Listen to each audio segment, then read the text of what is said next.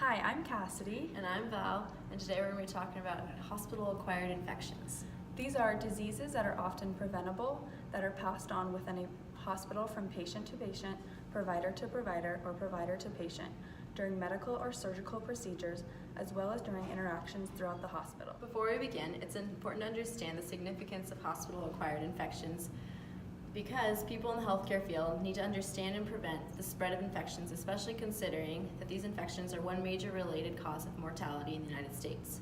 These infections are associated with a substantial increase in healthcare costs every year.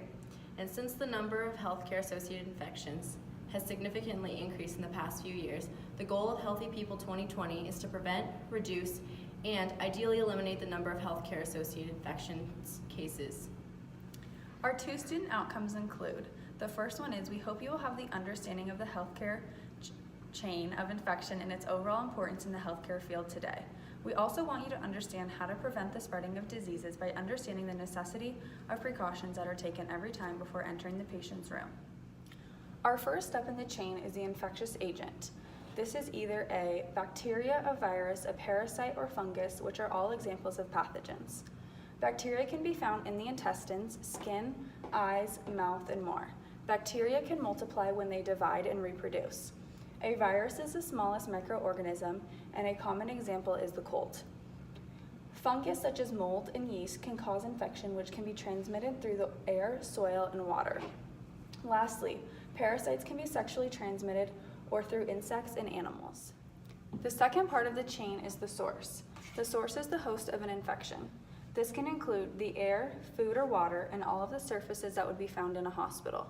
A few specific examples would be the equipment that would be found in a patient's room and friends or family that come in and out of the room. The third link is the portal of exit. The portal of exit is when a pathogen escapes from the reservoir of infection.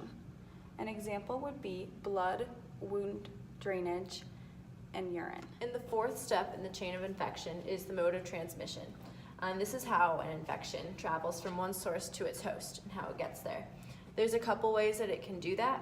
One, it can contact for either direct from person to person or indirect when you touch an inanimate object that somebody's touched that's been infected. You could also do fecal oral transmission, which is when you don't wash your hands properly in between meals and using the restroom. There's also droplet, airborne, and vector-borne transmission. Vector-borne being by animals or insects such as malaria or West Nile virus that's contracted from mosquitoes. The fifth step in the chain of infection is the portal of entry. This is the site at which the infection passes from one host to another.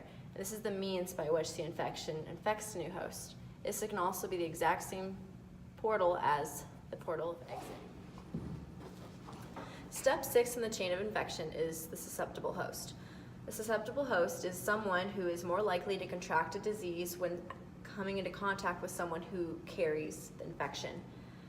Increased susceptibility is associated with older adults, newborns, post-op patients, and those who are immunocompromised, such as cancer patients undergoing certain treatments. Immunocompromised patients can also include patients with chronic conditions. HAIs are any infection that one develops while in the hospital, a clinic, or any form of long-term care. There are significant costs that affect the healthcare field every year. These infections have a number of additional delays for a patient, including being in the hospital for a longer than expected period of time, a delayed discharge, giving a patient more prescriptions than originally intended, and causing more stress to an already tough situation. Today we have reviewed the 6 links in the healthcare chain of infection that relate to how there are hospital-acquired infections. These 6 steps are a crucial aspect in the healthcare field because it helps to ensure safety for all patients, providers, and anyone in the presence of the hospital. By understanding these steps, one can then help to prevent the spread of disease and infection. Now we're going to show you 2 different interactions between a patient and a provider. On the first one, pay attention to what the provider could have done differently when interacting with their patient. Hi Cassidy, how are you doing today? Good, how are you? I'm pretty good. Anything new?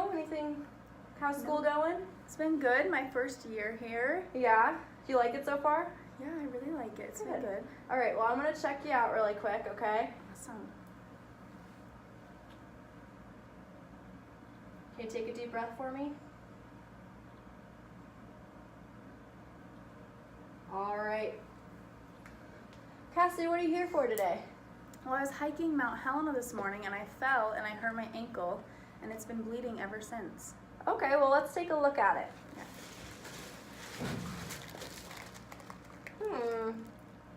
You're right, it is bleeding a little bit. I'll have the doctor come in and take a look at it for you, all right? Awesome. All right, now we're gonna talk about the things that didn't happen, that should have happened, and things that should be done differently.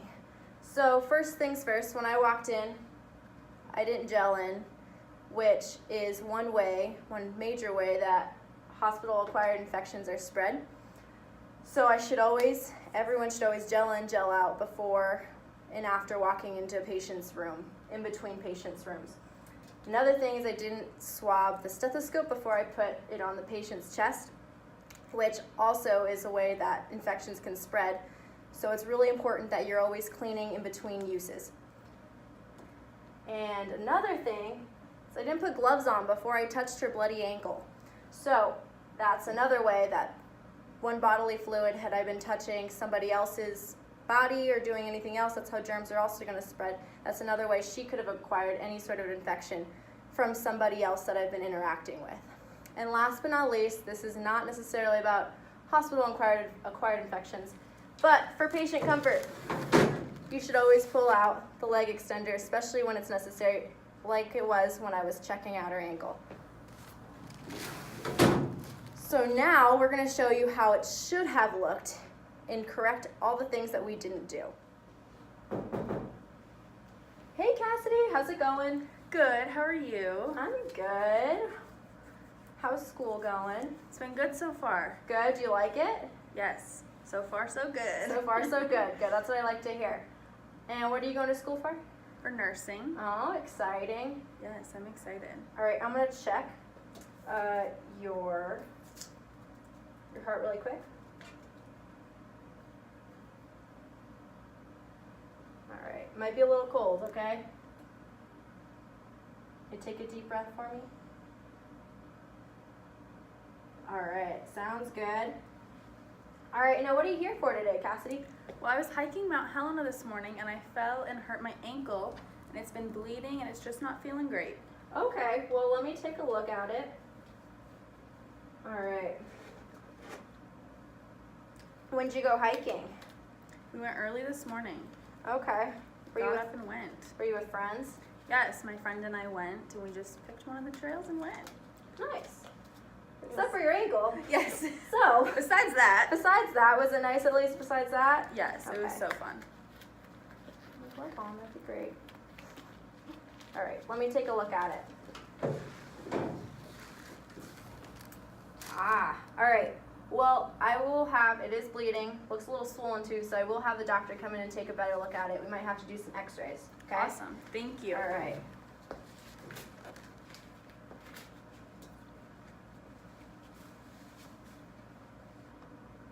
So the second time around, I gelled in, gelled out, and I also gelled before putting my gloves on.